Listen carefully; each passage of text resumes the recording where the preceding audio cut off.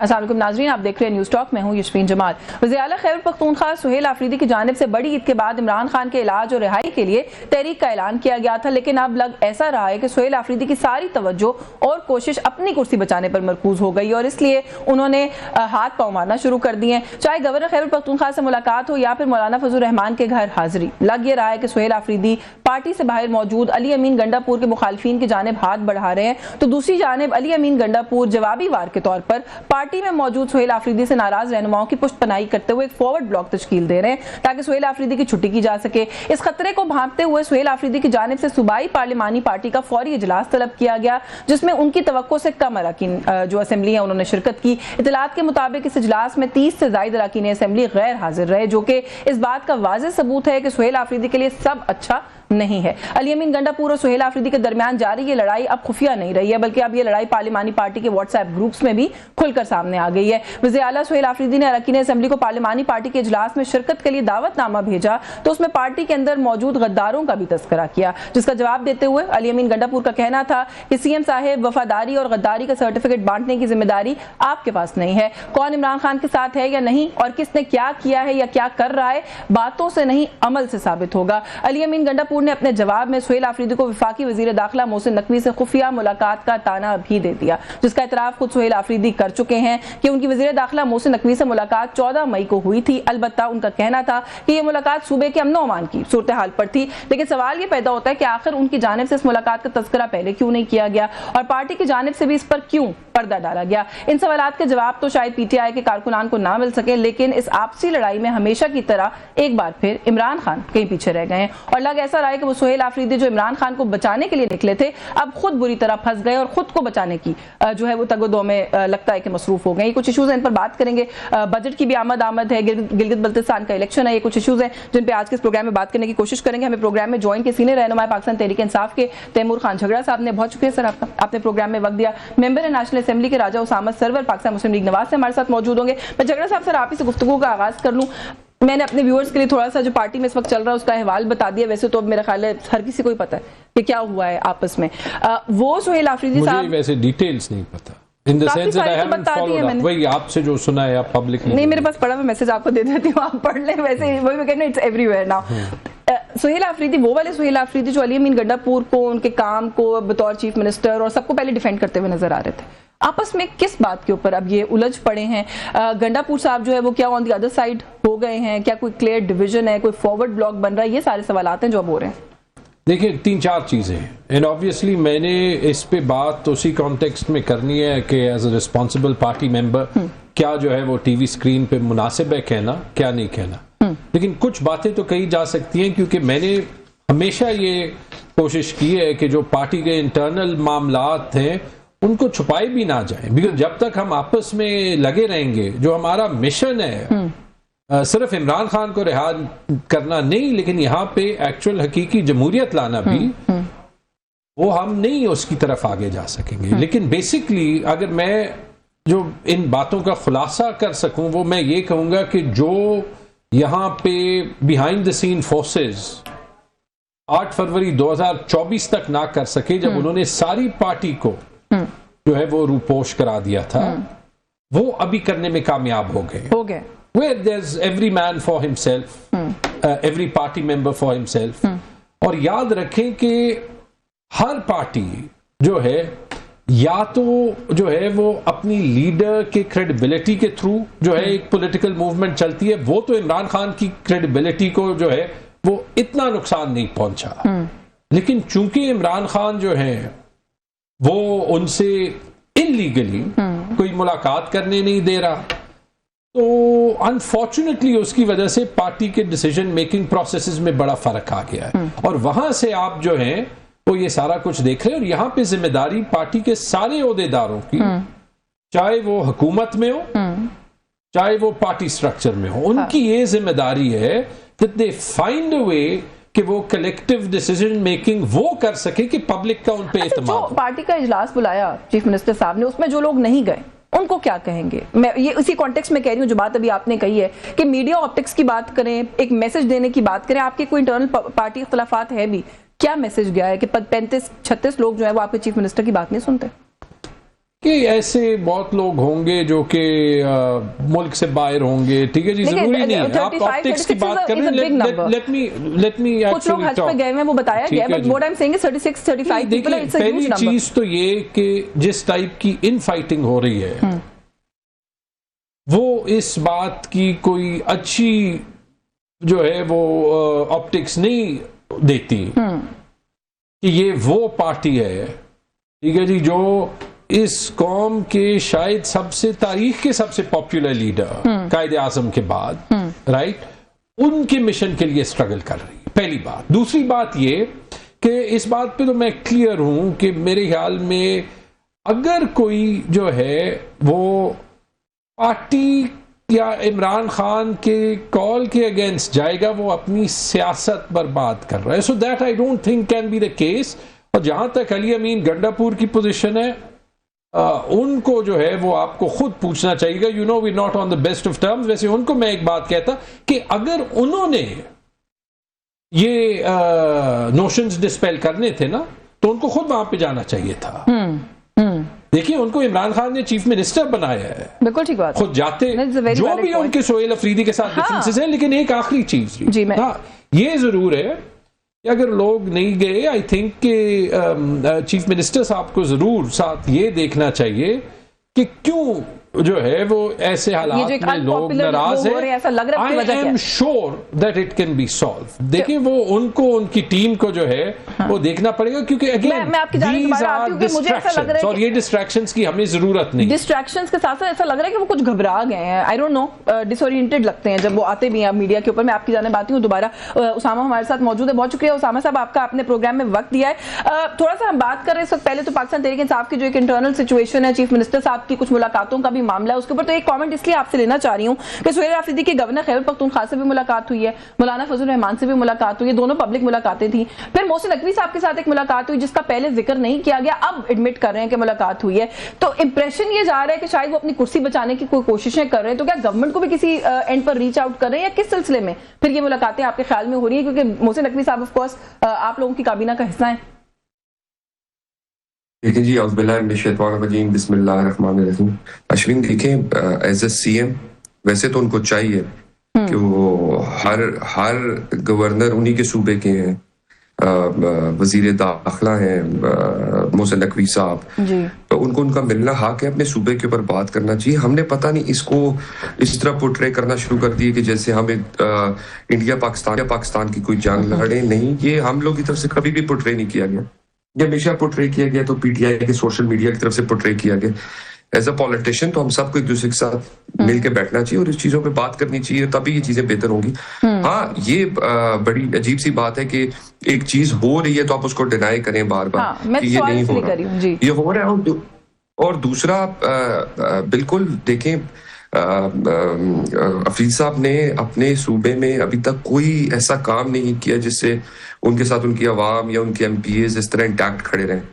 जाहिर बात है, उनके अब जो एमपीएज हैं उनसे सवाल होता होगा अपने हलकों में भी कि आप क्या परफॉर्मेंस है या क्या काम कर रहे हैं। वो उनके पास कोई चीज नहीं है जस्टिफाई करने के लिए कि वो किस चीज पे काम कर रहे हैं, और उनके लिए मुश्किल भी बनता जा रहा है। और इसमें भी कोई शक नहीं है, बहुत कसीर तादाद में एमपीएज जो है वो अली अमीन गंडापुर के साथ उनकी लॉयल्टी है, और लॉयल्टी होनी भी चाहिए, क्योंकि अली अमीन ने अपने वक्त में अपनी एमपीएस को केटर भी करने की कोशिश की है, अपने एमपीएस को लेके भी चलने की कोशिश की है। जाके अफरीदी साहब के साथ देखें तो उनके साथ उनके अपने एमपीएस कंफर्टेबल नहीं है। उनकी वजारतों में भी इशूज आ रहे हैं, जिनको वजारतें दी गई हैं उनमें भी इशूज आ रहे हैं। अच्छा, ये जो गवर्नेंस की आप बात करें ना, मैं इस पे कमेंट मजीद बात करते हैं, क्विक कमेंट करते हैं। गंडापुर साहब का भी राब्ता है हुकूमत के साथ?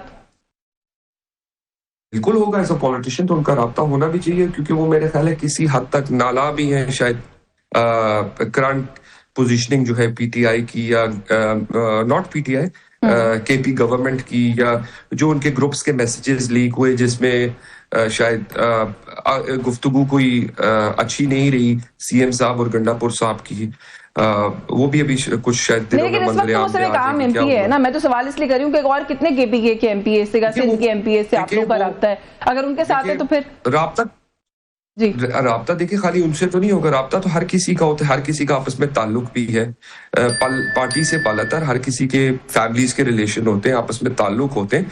मेरा ख्याल है केपी के काफी लोगों से हमारे राब्ते भी हैं, और होने भी चाहिए, उनके भी हमारे लोगों से राब्ते होंगे। और मेरा ख्याल है कि अफरीदी साहब इस्लामाबाद से ज्यादा अगर पेशावर में बैठ के अपने लोगों से मुलाकातें करें तो बेहतर है। चले, मुझे एक ब्रेक लेनी है। मैं वैसे यही नुक्ता उठाने लगी थी कि आप उनकी गवर्नेंस की बात करें, आप कह रहे हैं लोग उनके साथ नहीं है, लेकिन जब वो कहते हैं कि वो इमरान खान के लिए अडयाला जेल की तरफ जाएंगे तब लोग आ जाते हैं, फिर आप लोगों को इस्लामाबाद के रास्ते भी रोकने पड़ते हैं। अब वो फिर कह रहे हैं कि कल वो आएंगे अपने लोगों को लेकर खान साहब की के साथ इज़हार यकजहती के लिए अडयाला के भाई। थोड़ा सा इस पर भी बात करती हूँ इस ब्रेक के बाद, हमारे साथ रहिएगा जी। वेलकम बैक नाज़रीन। ब्रेक पे जाने से पहले उसामा सरवर साहब जो बात कर रहे थे, थोड़ा सा इससे तो अग्री करना पड़ेगा कि आफरीदी साहब जो भी इस वक्त काम कर रहे हैं या जो भी उनकी पोस्चरिंग है उसमें ऐसा लगता है कि वो सूबे का कोई मामला नहीं देख रहे, उनको सूबे की कोई फिक्र नहीं है, वहाँ पे कोई क्या परफॉर्मेंस है, क्या गवर्नेंस है, हमारे पास उसके कोई स्टैट्स नहीं है। हाँ, कई थोड़े 5-7 दिन के बाद वो कहीं से आ जाते हैं कहने के लिए कि मैं खान साहब के लिए कफन बांध लूंगा, मैं जान दे दूंगा, मैं कुछ कर दूंगा,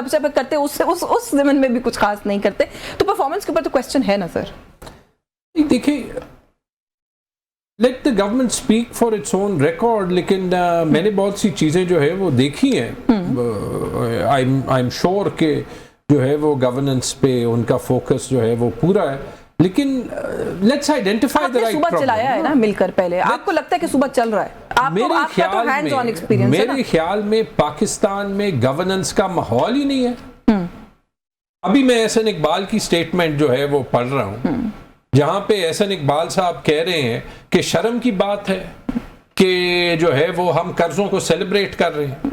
उनको यही दुख होगा कि डेवलपमेंट बजट कम है, लेकिन सच वो बोल लेते हैं। कल मैं जो है वो डिफेंस पाकिस्तान के डिफेंस मिनिस्टर ट्वीट करते हैं कि जी मेरे से ट्रांसफार्मर के लिए किसी ने 80,000 रुपए रिश्वत ली है। ठीक है जी। एक गवर्नमेंट के बड़े करीबी बिजनेस एडवाइजर वो कहते हैं कि दोपहर के वक्त शायद फाइनेंस मिनिस्टर जो है is not in the most rational state. मैं बड़ी डिप्लोमेटिक जुबान इस्तेमाल कर रहा हूँ, राइट? ठीक है। हाँ। तो अब मुझे ये बता दें कि ये उस मुल्क का हाल है जहां पे गवर्नेंस पे कोई फोकस होता है, और गवर्नेंस पे फोकस इसीलिए नहीं है कि सबसे पहले इलेक्शन का रिजल्ट चोरी किया आपके पास आया उस पे तो फोकस करें ना। मैं आई वुड एग्री विद, मैं इस पे आता हूं ना, फॉरवर्ड करेंगे, लेकिन आप ये नहीं कह सकते कि जो इस मुल्क की पब्लिक की जो प्राइमरी एक्सपेक्टेशन है कि यहाँ पे आइन और कानून और जमहूरियत बहाल हो, या जिनको उन्होंने वोट दिया है, अक्सरियत ने वोट दिया है, अनप्रेसिडेंटेड अक्सरियत ने वोट दिया है कि उनके खिलाफ ये जुल्म ज्यादती खत्म हो। ठीक है जी।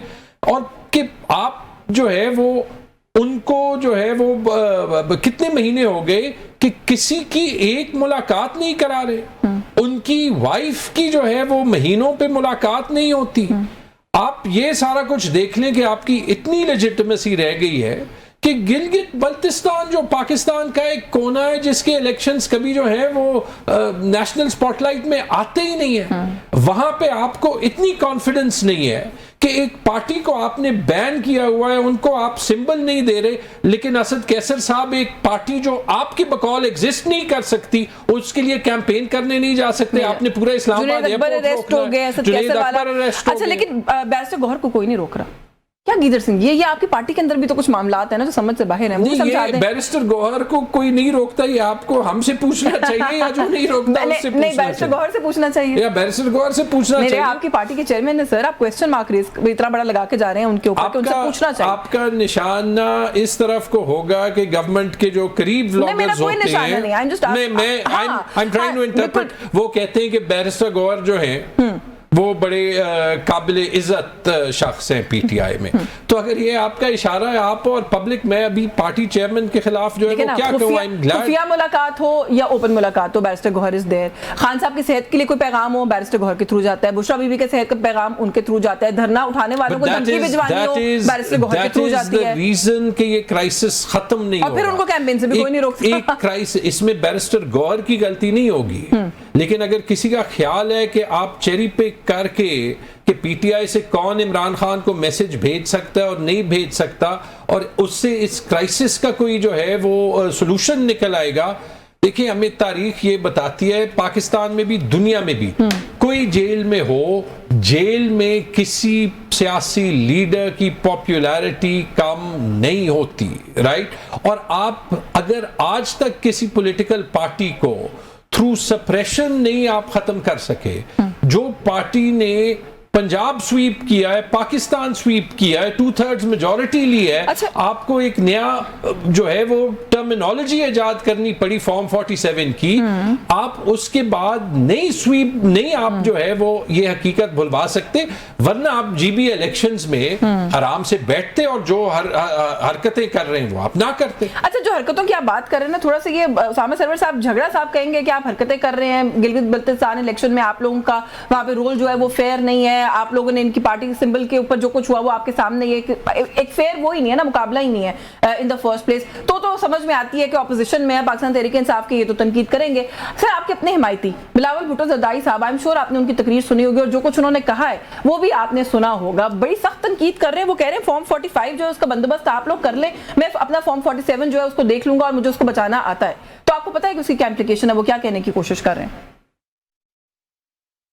देखिए जी, बिल्कुल बिलावल भुट्टो साहब हमारे साथ पार्टी उनकी कोalition में जरूर है, मगर वो एक पार्टी को रिप्रेजेंट करते हैं यूनिवर्सिटी। वो अपनी पार्टी का इलेक्शन लड़ते हैं। पार्टी इलेक्शन में तो हमने बड़े बड़े लोगों को बड़े बड़े स्लोगन्स बोलते हुए भी देखा है, जब वो इम्प्लीमेंट होते हैं तो नजर आते हैं। हाँ। हमने तो इमरान खान साहब को भी बहुत बड़े बड़े स्लोगन्स बोलते हुए देखा है कि मैं ये कर दूंगा, मैं वो कर दूंगा, साइफर से लेके किसी चीज का भी मामला हो, ठीक है। बातें तो उन्होंने भी बहुत बड़ी बड़ी की, मगर जब आप इलेक्शन कैंपेन में होते हैं तो आप किसी किस्म की भी गुफ्तगू कर रहे होते हैं अपने लोगों को राजी करने के लिए, तो इसको मैं बिलावल भुट्टो साहब की इन बातों को मैं सीरियस नहीं लेता। जहां तक रही पीटीआई की कैंपेन का ताल्लुक, पीटीआई इज अ बैड जमात, ठीक है। वो हमने नहीं की, एक फैसला आया जिसकी वजह से ये हो चुका है। नहीं, जमात ठीक है, बैंड उस तो पे आप हर चीज पे नहीं, जमात कैसे बैंड है, यही तो सारी जी। देखिए जी, पीटीआई 18 अपना 24 का इलेक्शन भी अपने सिंबल पे नहीं लड़ी, ठीक है जी। हमारी बुक्स में तो पीटीआई डज नॉट एग्जिस्ट। वो जो असेंबली में भी होता है वो पीटीआई के इस नाम से नहीं आता। सर, जुमले की थोड़ी तस्दीक नहीं कर देनी चाहिए। आपने कहा कि वो नहीं लड़ी अपने सिंबल से, ये नहीं कहना चाहिए कि नहीं लड़ने दिया गया अपने सिंबल से। नहीं, हमने तो नहीं लड़ने दिया जी। हमारे नहीं, मैं आपकी बात नहीं करी, मैं सिर्फ करेक्ट कर रही हूँ कि हमें टर्मिनोलॉजी थोड़ी वो कर लेनी चाहिए ना। जी जी जी जी देखिए, हमारे से देखिए, आप हर चीज का जिम्मेदार हमें ठहराना शुरू कर दें कि जी नून ने ये किया। देखिए, आपके बहुत से लोग उधर कैंपेन कर रहे हैं, वो फिर कैंपेन कैसे कर रहे हैं? आपके शायद खटक साहब भी वहां मौजूद हैं, आपके और एमएनएस काफी मौजूद हैं। फिर आपको अपनी लाइन्स चेक करनी चाहिए कि आपकी अपनी लाइन्स में दरार है। फिर या आप अपने लोगों को खुद इंडिकेट कराते हैं, कोई तो वजह है, कोई मसाइल तो है। आपके चेयरमैन कोई और बात करते हैं, आपके वजीर आला कोई और बात करते हैं, आपके पुराने वजीर आला कोई और बात करते हैं, आपके एमएनएस कोई और बात करते हैं, आपके एमपीएस कोई और बात करते हैं। अच्छा, मुझे गवर्नमेंट की एक बात बता देना, जुनेद अकबर साहब के साथ 4 मेरे ख्याल एमपीएस से एमएनएस थे, आई एम नॉट श्योर, वो सब के सब अरेस्ट हो गए इस कैंपेन की वजह से। किसने अरेस्ट किया, क्यों अरेस्ट किया, अरेस्ट जस्टिफाइड है? देखिए, बिल्कुल मुझे इस चीज का नहीं पता कि क्यों अरेस्ट किया गया और किस बुनियाद पे अरेस्ट किया गया। हाँ। तो मैं इस पे कमेंट नहीं कर सकता कि जिस चीज की मुझे नॉलेज नहीं है कि उनको क्यों अरेस्ट किया गया। क्या पता उन्होंने कोई ऐसी एक्टिविटी की है, कोई ऐसा जैसे अभी इनके वजीर आला, आपने भी खुद फरमाया कि इनके वजीर आला दोबारा इस्लामाबाद आना चाहते हैं, तो क्या जो वजीर आला साहब पिछली बार इस्लामाबाद आए, क्या उनकी जुबान ठीक थी? क्या वो जो उधर बातें कर रहे थे कि तुम पाकिस्तान तोड़ना चाहते हो, क्या खाली पीटीआई ने पाकिस्तान जोड़ा है? क्या पाकिस्तान पीटीआई से जुड़ा हुआ है? ये एक बहुत बड़ा गलत कॉन्सेप्ट है। देखें, जो भी कोई इलेक्शन लड़ता है अश्विन, वो 4000, 10,000 या 5,000 से इलेक्शन जीतता है या हारता है। तो ये किस तरह कहते हैं 80% या 85% लोग इनके साथ हैं? आप कोई भी हल्का उठा लें, आप इमरान खान साहब का भी हल्का उठा लें, वो 20,000 से इलेक्शन जीते होंगे। वो तो अभी आपको मार्जिन दिया बिलावल साहब को, जोश खिताबत में लोग कह देते हैं ये वाला मार्जिन तो आप भी दे देना, लेकिन आप कह रहे हैं कि चीफ मिनिस्टर साहब ने इस्लामाबाद आए और जो जबान उन्होंने इस्तेमाल की, आप लोगों ने कहाँ आने दिया उनको इस्लामाबाद? अभी तो वो वो इस्लामाबाद आना भी नहीं चाहते, वो अडियाला जाना चाहते, कल भी वो अडियाला जाना चाहते हैं, जाने देंगे? देखिए, वो आए ना, देखिए वो अडियाला आए, वो जरूर आए, वो खुद आए। ये नहीं हो सकता कि वो पूरी यलगार लेके आए और वो चढ़ाने की कोशिश करते हैं, तो ये नहीं हो सकता। चले, मैं एक ब्रेक ले लूं, ब्रेक से वापस आके कॉन्सेप्ट अब बड़ा क्लियर होना चाहिए। चले, मैं एक ब्रेक ले लूं, ब्रेक से वापस आके इस पर बात करते हैं कि यलगार से भी आपका क्या मतलब है? क्या राइट टू असेंबली, रैली करने का राइट डेमोक्रेसी के अंदर नहीं होता? केपीके से जो लोग चीफ मिनिस्टर के साथ आएंगे, क्या वो इस मुल्क के दूसरे हिस्से में, दूसरे सूबे में नहीं आ सकते? इस पर बात करते हैं इस ब्रेक के बाद, हमारे साथ रहेगा। जी वेलकम बैक नाजरीन। ब्रेक पे जाने से पहले जो बात हम कर रहे थे झगड़ा साहब, एक तो ये कि सवाल मैं भी करना चाहती हूँ आपसे कि जब कहते हैं सुहेल आफरीदी साहब के वो अडयाला आएंगे, टू व्हाट एंड, वो क्या अचीव करने के लिए अडयाला आना चाहते हैं? क्योंकि अभी तक तो हमने ये देखा कि जब तक अलीमा खान साहिबा और कुछ लोगों की तरफ से तनकीद नहीं हुई तो वो तो बीच में कितने हफ्ते खुद भी नहीं गए। अब उनको अचानक याद आ गया कि लोग लेकर जाने। उसामा सरवर साहब कह रहे हैं कि वो खुद जाना चाहते हैं, चीफ मिनिस्टर जरूर जाएं, यलगार करने के लिए आएंगे तो फिर उनको रास्ता नहीं मिलेगा। सबसे पहले तो ये कि 80% इस मुल्क की अवाम इमरान खान के साथ है, और सर्टनली इससे अगर इसमें भी अगर कोई शक है ना कि 80 नहीं 70 होगी, मेरे ख्याल में 80 नहीं 90% अवाम इस PMLN की हुकूमत के खिलाफ है। और ना तो PTI एक बैंड जमात है। मैंने तो इसी लिहाज से कहा कि अगर आप इन पार्लियामेंट उसको एज अ पार्टी नहीं रिकग्नाइज करते और लोगों को आप जो है वो 50 सिंबल्स देते हैं, तो फिर आप कैसे जो है वो किसी को वहां पे कैंपेन करने से रोक रहे हैं? और जहां तक इस चीज की बात है, हाँ ट्रेडिशनली नवाज शरीफ हो गया, शहबाज शरीफ हो गया, ये सारे हो गए जो इनकी सियासत थी, वो धांधली वांधली के बाद भी ये 20-25 हज़ार वोट से जीतते थे। ये मैंने इमरान खान के NA 89 कंस्टिट्यूएंसी के रिजल्ट 2024 के निकाले हैं, और वहां पे फॉर्चुनेटली रिजल्ट चेंज नहीं हुआ। जो PTI बैक्ड इंडिपेंडेंट थे मोहम्मद जमाल एहसन खान साहब, उनके थे 2,17,427 वोट, और जो उनके मुकाबले में उबैदुल्ला खान साहब थे, शायद PMLN के ही होंगे, उनके थे 34,000 वोट। ये 20,000 कम 2 लाख की लीड जो है वो ज्यादा हो गई। और यही जो है वो आपको दिखाती है, not like Nawaz Sharif and Yasmin Rashid कि वो आप 100 वोट को 1000 बना दें, उसके बाद भी आपको रात के 3 बजे RO को डिसमिस करना पड़े क्योंकि वो रिजल्ट चेंज नहीं कर रहा। तो ये हकीकतें तो याद करनी चाहिए ना। साहब बात करें कि 80-85% लोग आप कह रहे हैं कि हैं, वो तो देखें उन्होंने जो है वो एक फैक्ट बताया, मतलब उनके ख्याल में कोई जो है वो एक इमेजिनेशन बताई। मैं कमेंट करना चाहती हूँ। मुझे एक तो पहले ये बताएं कि जो जुनैद अकबर साहब हैं और जो भी लोग PTI की तरफ से कैंपेन करने के लिए वहां जा रहे हैं, NOC लेके जा रहे हैं, मियां नवाज शरीफ साहब जाना चाहते हैं, वो तो उन्होंने NOC इशू करवाया। गिलगित बल्तिस्तान पाकिस्तान में मुझे ऑनेस्टली नहीं कैंपेन के लिए तो NOC लेना पड़ता है इलेक्शन कमीशन से। इज दिस द रीजन कि ये सारी ट्रबल जहां तक ये नॉर्मली जो है वो नवाज शरीफ साहब का जारी हुआ है, एक्स प्राइम मिनिस्टर। मैं आपको इसके बाद जो मैं आपको 2024 में याद करा देता हूं कि हम पेशावर में भी एक कॉर्नर मीटिंग नहीं कर सकते थे, एक जलसा नहीं कर सकते थे, क्योंकि हमारे लिए होता था NOC। टिपिकली किसी ने ये चीजें जो है वो पूछी नहीं है। एक बल्कि मजे की बात ये है कि एक मैंने एंड में एक जलसा करना था, क्योंकि उस वक्त अदालतें रिलेटिवली आजाद थी, ये 26वीं 27वीं तरमीम नहीं हुई थी, तो मैंने SHO को जो है वो कॉर्नर मीटिंग का कहा, वहां पे 2500-3000 लोग जो है वो आ गए, और जलसा का भर गया। बाद में उन्होंने SHO की छुट्टी करा दी वहां से। तो ये NOC ये जो ब्यूरोक्रेसी और रेड टेपिज्म है ना, इससे आप किसी की आंखों में धूल जो है वो नहीं डाल सकते। ये बयानिया जो है, इंपॉर्टेंट चीज यहाँ पे ये है कि मेरे ख्याल में ये 2022 से जो यहाँ पे सप्रेशन चल रही है, ठीक है, लेकिन मैं सवाल फिर इसलिए पूछ रही हूँ, नहीं मैं सवाल फिर भी इसलिए पूछूं कि अगर एक असूल है, एक कानून है, तो उसको फॉलो कर लेना चाहिए ना। कानून जब सब अगर वो नवाज शरीफ साहब फॉलो कर रहे हैं, पार्टी के लीडर है, इतने बड़े 3 दफा वजीर आजम रह चुके हैं, जुनैद अकबर साहब को भी कर लेना चाहिए। जुनैद अकबर साहब कल NOC जो है वो अप्लाई कर देंगे तो उनको कल मिल जाएगा। Give me a break. ये आपको अच्छी तरह ये देखिए, दैट इज एनीबॉडीज गेस, वो आप करेंगे तो फिर पता चलेगा।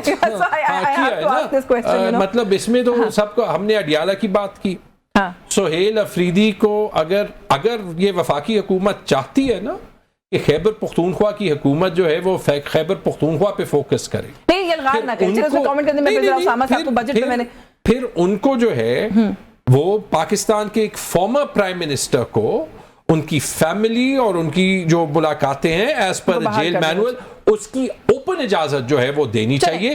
अगर एक हुकूमत एक ट्वीट के डर से जो है वो इतनी डरती हो कि 6-7 महीने फंडामेंटल राइट्स एक एक्स प्राइम मिनिस्टर के जो है वो, तो फिर आई एम सॉरी, इनमें और इजराइल में फर्क क्या रहा? बजट की जो बात है उसके ऊपर जरा उसामा सरवर साहब की, तो वो between the devil and the deep blue sea नहीं हो गया आप लोगों के साथ। सर आप लोग पीपल्स पार्टी या MQM इन दोनों के बगैर या उन दोनों में से एक के बगैर बजट मंजूर करवा सकते हैं? बिकॉज एमक्यूएम ने तो बड़ी क्लैरिटी के साथ बोला है कि आप उनके गवर्नर को बहाल करें अगर आपको कोई सपोर्ट जो है वो दरकार है बजट को मंजूर करवाने में, और अगर आप वो करते हैं तो फिर आपको पता है पीपल्स पार्टी का एक नेचुरल रिएक्शन आएगा। तो ये मामला कैसे आप लोग हैंडल करेंगे? Budget is like only 3-4 days away now. जी अश्विन, पहले मैं 2 बातों का प्लीज जवाब देना जरूरी है। जो आई एम वेरी सॉरी, देखें इमरान खान साहब कोई सेंट नहीं थे, ठीक है। भाई ने मेरे बड़ी अच्छी गुफ्तगू की, मगर वो भूल गए 18 से 23 तक किन्ने क्या किया, 18 के इलेक्शन में क्या हुआ। 18 के इलेक्शन में आप 2/3 मेजोरिटी से हार रहे थे। आपने किसकी मदद ली, कैसे इलेक्शन बदला, किसके जाजों में बंदे आए?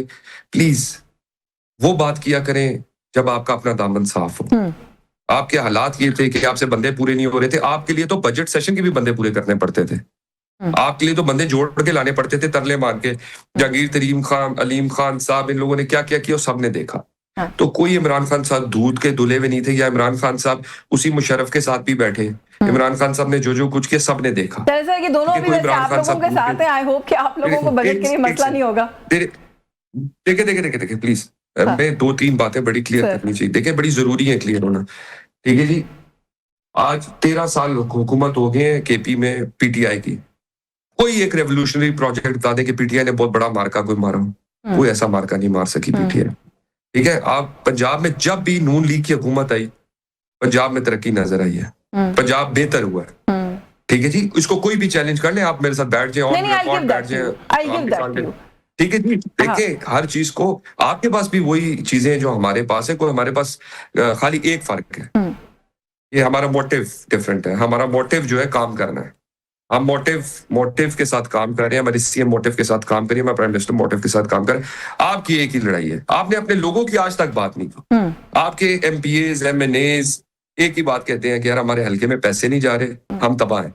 हम अच्छी बात करेंगे तो हमें सोशल मीडिया पे गाली पड़ेगी। तो मैंने कहा ना I give it you and I actually will, क्योंकि लगता है कि कोई ना कोई काम हो रहा है। लेकिन अदरवाइज अभी एक मिसाल कोर्ट के झगड़ा साहब ने यहाँ पे आपके अपने फेडरल मिनिस्टर की सीनियर सियासतदान है एहसन इकबाल साहब, वो ये कहते हैं कि कर्ज मिल जाने को हम सेलिब्रेट करते हैं कि हमारी अचीवमेंट है, एक माइलस्टोन है, व्हिच इज ट्रू। अच्छी देखिए ये अच्छी बात है, दैट्स गुड, अच्छी बात है जी। Good criticism is a good thing. इसका मतलब है हमारी पार्टी में डेमोक्रेसी है कि हम बात कर सकते हैं, ठीक है। हमारे अपने लोग अगर क्रिटिसाइज करते हैं उसमें बेहतरी आ सकती है, उसमें कोई नाराज होने की बात नहीं है।